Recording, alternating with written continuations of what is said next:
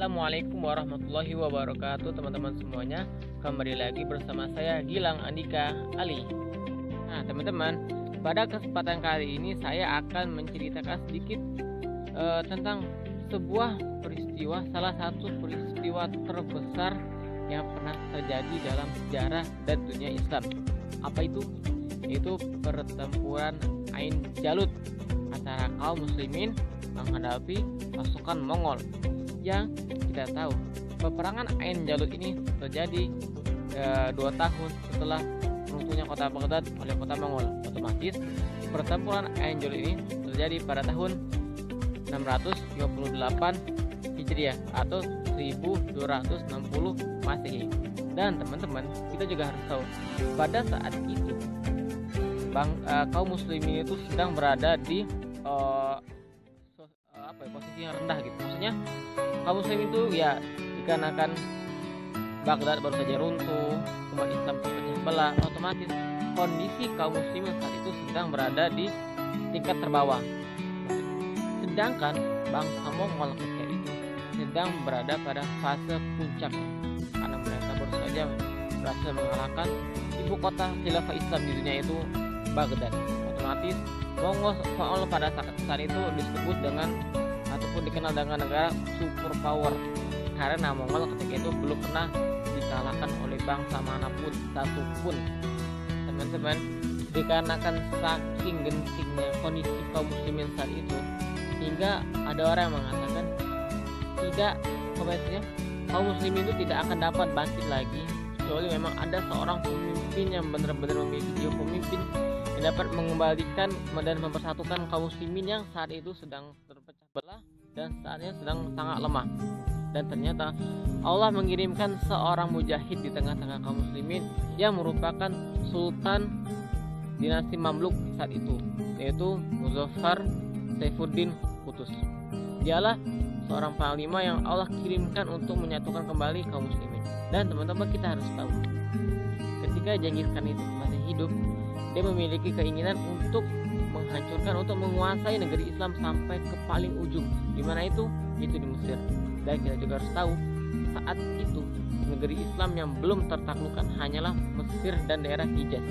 Dan jikalau sekiranya Mesir dapat ditaklukkan oleh Mongol, otomatis semua wilayah Islam dari Asia Tengah hingga ke Mesir itu semuanya bakal dikuasai oleh Mongol. Dan itu merupakan sesuatu yang sangat bahaya sekali saat itu.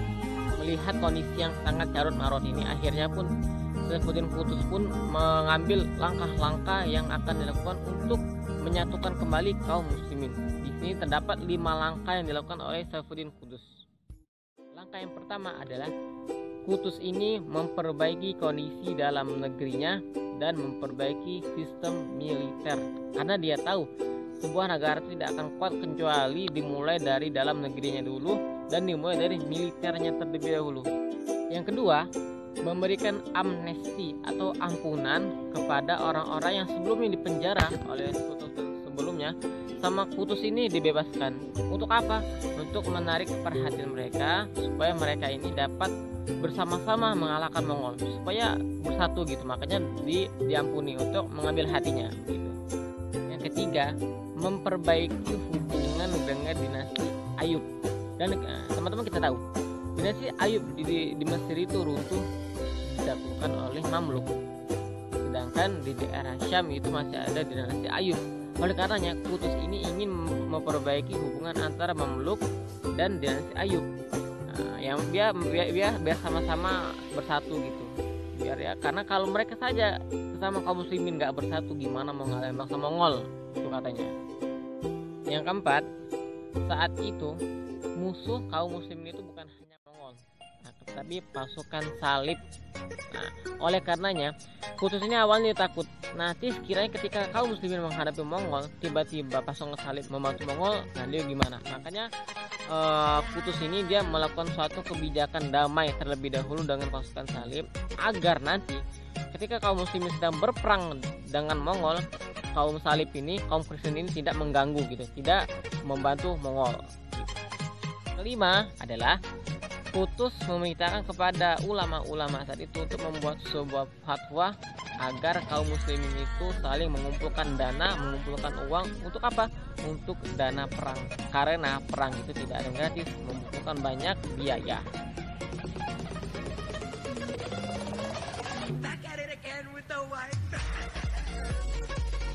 Teman-teman, tak lama setelah itu datanglah utusan dari Mongol, yaitu utusan dari Panglima Hulagukan yang membawakan surat kepada Kutus.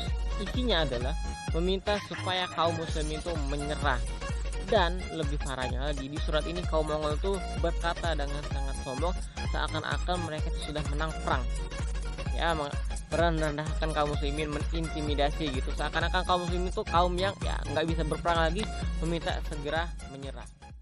Dan ketika membaca surat itu, Kutus pun langsung bermusyawarah kepada ulama-ulamanya, kita ngapain ya?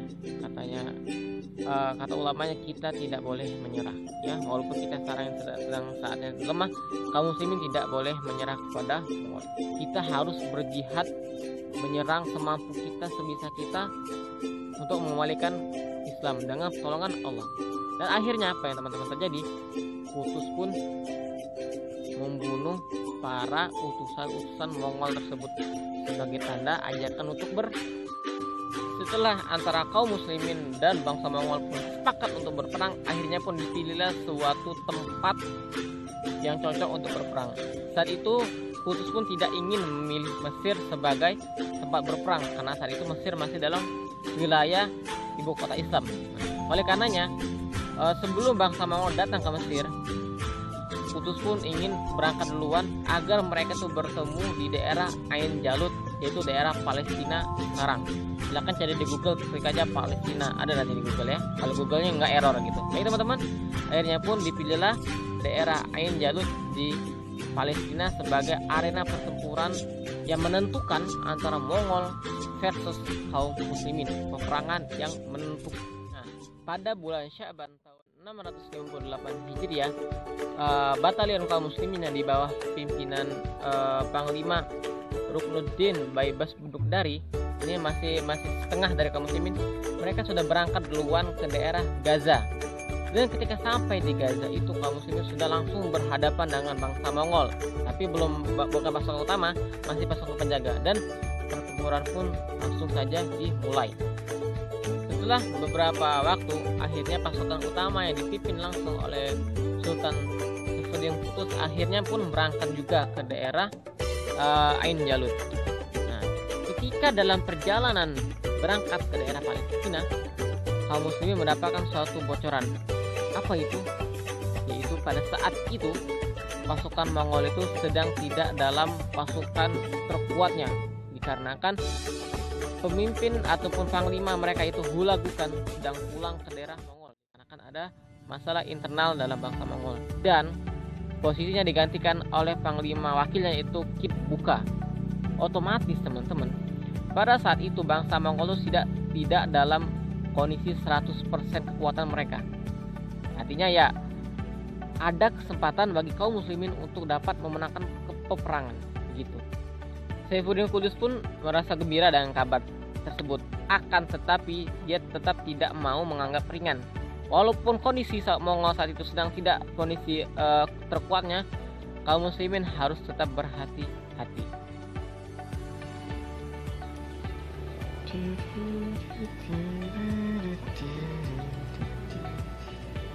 Baik teman-teman, pada tanggal 25 Ramadan tahun 658 atau sebulan setelah pasukan batalion pertama berangkat, Saifuddin Qutuz dan bersama pasukan kaum muslimin yang inti akhirnya sampai di daerah Ain Jalut, Palestina, dan pertempuran pun langsung saja terjadi. Akan tetapi ingat, kenapa kaum muslimin ingin memilih daerah Ain Jalut? Dikarenakan daerah Ain Jalut itu terdapat banyak perbukitan-perbukitan kecil, dan strategi Qutuz itu adalah ketika menyerang Mongol, pasukan muslimin yang dikerahkan hanyalah sebagiannya saja, sedangkan bagian lain masih bersembunyi di belakang bukit-bukit. Dan ketika pertempuran terjadi, dan ketika antara kaum muslimin dan Mongol dan kaum muslimin sudah agak sedikit oleng gitu, agak sedikit kalahkan, pasukan yang di bawah pimpinan Ruknuddin Baibas ini diajak mundur ke daerah bukit untuk memancing pasukan Mongol. Melihat pasukan muslimin yang sepertinya mau kalah dan mau kabur ke belakang bukit, Mongol pun mengejar.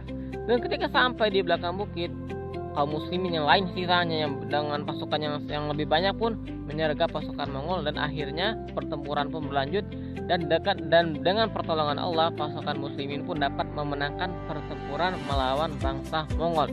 Suatu anugerah, suatu pertolongan yang sangat besar, sangat penting, sangat vital dari Allah Subhanahu wa taala. Teman-teman, jikalau saja saat itu bangsa Mongol dapat mengalahkan kaum muslimin, bukan hanya daerah kaum muslimin yang dapat dikuasai oleh Mongol, akan tetapi Eropa pun bisa jadi akan dikuasai oleh bangsa Mongol, karena Eropa saat itu sudah angkat tangan dengan bangsa Mongol. Setelah peperangan usai, komandan Baibas Bundukdari pun masih mengejar para pasukan Mongol yang melarikan diri. Sedangkan Sultan Kutus, dia mulai untuk membebaskan daerah-daerah di Syam yang sebelumnya dikuasai oleh Mongol. Dan setelah terjadi pada tanggal 30 Ramadan, akhir-akhir mau Idul Fitri, Sultan Saifuddin Kutus pun tiba di kota Damaskus untuk memperbaiki yang, karena sebelumnya kota Damaskus ini dikuasai oleh Mongol, hancur lebur gitu. Sama Kutus pun diperbaiki lagi sebelum akhirnya dia nanti kembali ke Kairo, Mesir. Teman-teman, mungkin sekianlah cerita singkat tentang pertempuran Ain Jalut. Pertempuran yang menurut saya pertempuran sangat penting, sangat berpengaruh, sangat menentukan bagaimana kondisi kedepannya antara kedua belah pihak gitu. Kalau kaum muslimin kalah, otomatis daerah Islam akan hilang. Kalau Mongol menang pun otomatis daerah mereka akan semakin lebar.